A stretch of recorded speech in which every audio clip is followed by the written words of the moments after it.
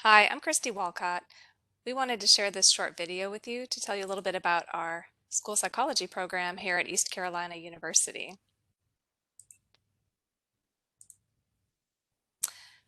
East Carolina University has a school psychology program that is a 3-year specialist level program. It offers an MA plus additional hours to get a certificate of advanced study. This meets the guidelines of the National Association of School Psychologists as a specialist program.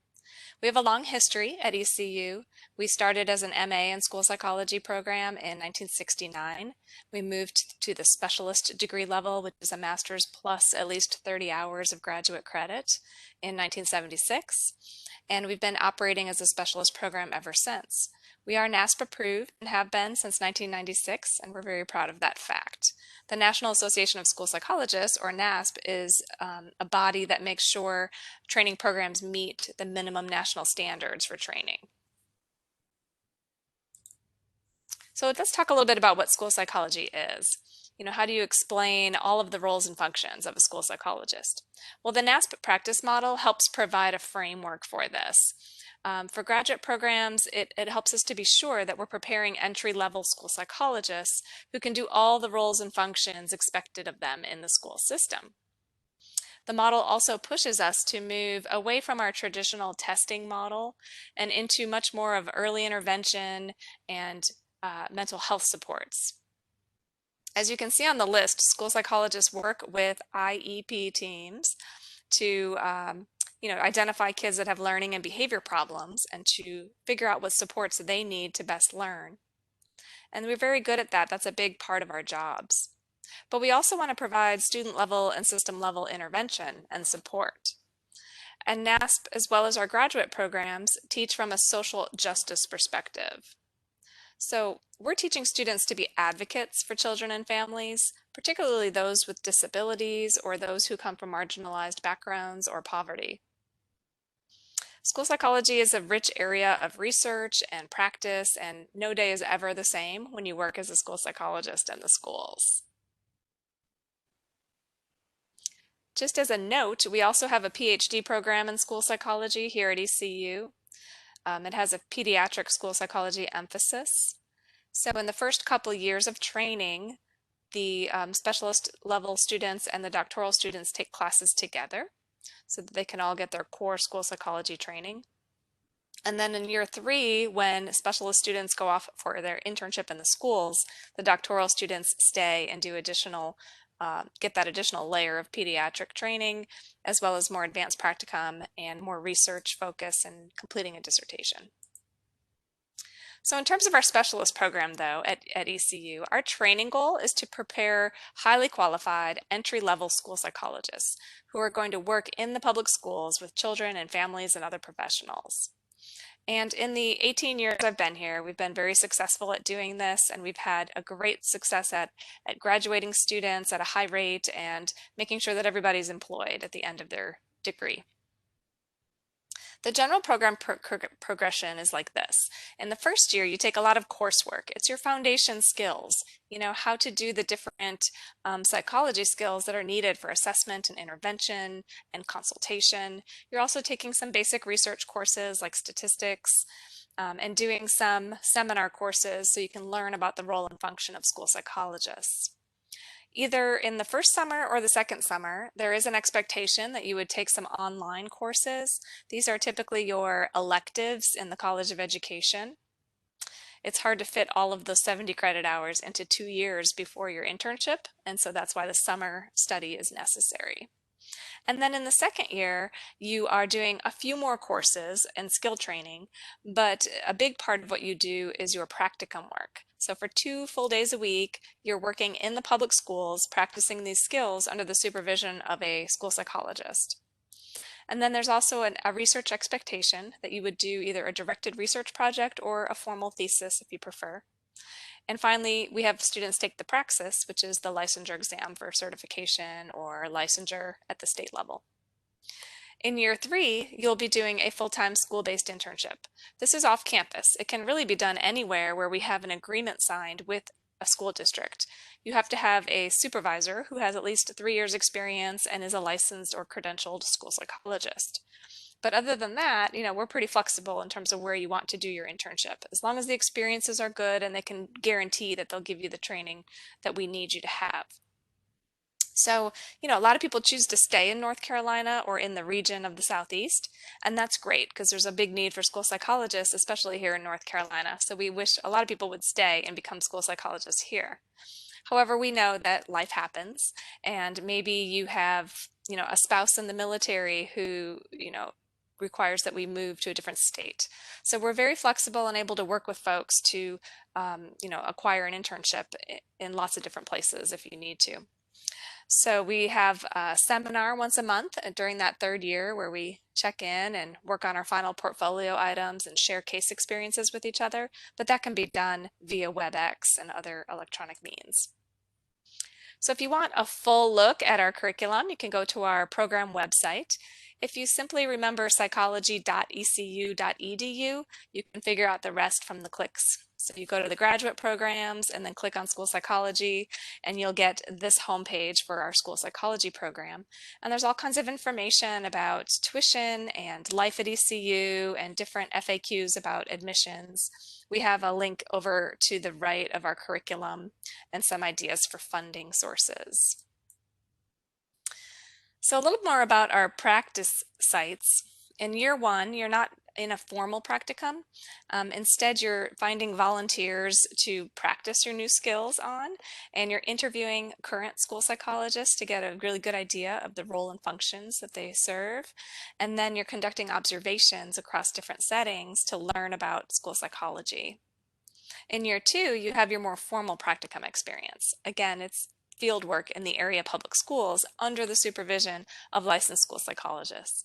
And we have a bunch of districts listed there. These are just the ones that surround Pitt County, where Greenville is. So we have partnerships with lots of local school districts, and they are used to working with our students, and we have some great experiences there. We also have an in-house psychology clinic called the PASS Clinic. It's mostly used for the doctoral program. In their third year of training, they do more traditional clinic-based practice, but there are opportunities for specialist students to observe and maybe do some assessments through our local PASS clinic. And then finally in year three, as mentioned, you're on a full-time school-based internship. That actually follows the school calendar and you follow the district's calendar for that event. It's typically paid usually on a teacher pay scale or maybe by a stipend. So it's unusual to find a school psychology internship that doesn't have some sort of payment associated with the work.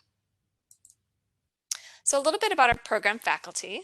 I'm Christy Walcott. I'm the program director and an associate professor here in the Department of Psychology. I've been with ECU for about 18 years. My research interests have to do with ADHD, attention problems, and literacy development. And we're switching gears a bit in the lab now to look more closely at equity in education, particularly for poverty or low-income students.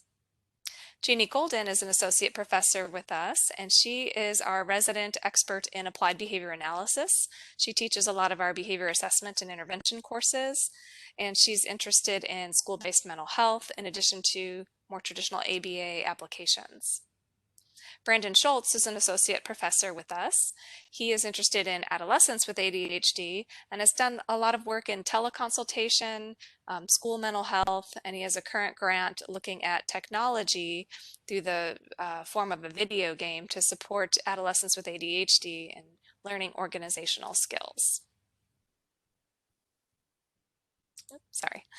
Next, we have Debbie Thurneck. She's a clinical associate professor. What that means is she's not a research-oriented professor. She's a clinically oriented professor, so she helps with supervising our school-based practicum, our PASS clinic experiences, and does a lot of work with the doctoral students with their advanced practicum work. And finally, Dr. Amy Smith is an assistant professor with us. She's a pediatric psychologist by training, and she's interested in pediatric and young adult chronic illnesses, particularly as it relates to medication adherence and how they transition eventually from pediatric care to adult care, and then various sequelae associated with these chronic illnesses, including academic functioning. So in terms of student life at ECU, the university motto is to serve, And so you see that a lot in terms of, sorry, I'm trying to get this to go away there. You see that a lot in terms of ECU's commitment to service to Eastern North Carolina. And so we believe on some level being a graduate student is a privilege and a respect because you're able to achieve that higher education that not everybody is privy to. And so we want to take that seriously and kind of appreciate that and serve the community back whenever we can. And so we do that in a couple different ways. We have some different student organizations. The Student Affiliates of School Psych, or SASP, is a group for the school psychology students, as you can imagine from the title. That includes both the specialist and the doctoral students. And then we have a graduate student organization that spans all the psychology programs. And so in that one, you have folks from clinical psychology, industrial organizational psychology, as well as school psychology. And both of these groups participate in different philanthropic activities. So at the holiday time, we might have an angel tree. We might do tutoring for the Little Willie Center. We might sign up for a 5K as a group and do like an autism run to raise money for that. Sometimes we have different special events like a school psychology awareness week. And so we might set up a table on the quad and just, spread the word about school psychology as a career and let people know what school psychologists do. So all kinds of opportunities to sort of pay back to the community, which we think is really important. Student life in Greenville is pretty exciting. It's a big town. Some people don't realize how big Greenville is because you drive through the middle of nowhere to get here, and so it feels like it's very rural. And it certainly is a rural part of the state surrounding Greenville. But Greenville itself has, 92,000 people around. It revolves a lot around the university. There's about 28,000 students at East Carolina University, including undergrads, grad students, and the medical school. And so we have a pretty big town and a thriving cultural, educational, economic, and medical hub of Eastern North Carolina here. So there's a couple links here for just visiting Greenville. We're about an hour and a half to the nearest ocean beach, which would be Atlantic Beach, and about an hour and a half or less to Raleigh. So we're definitely situated in the heart of Eastern North Carolina. There's a lot of history in this area. Revolves a lot around Blackbeard the pirate because he's from Bath, North Carolina, which is just up the road here.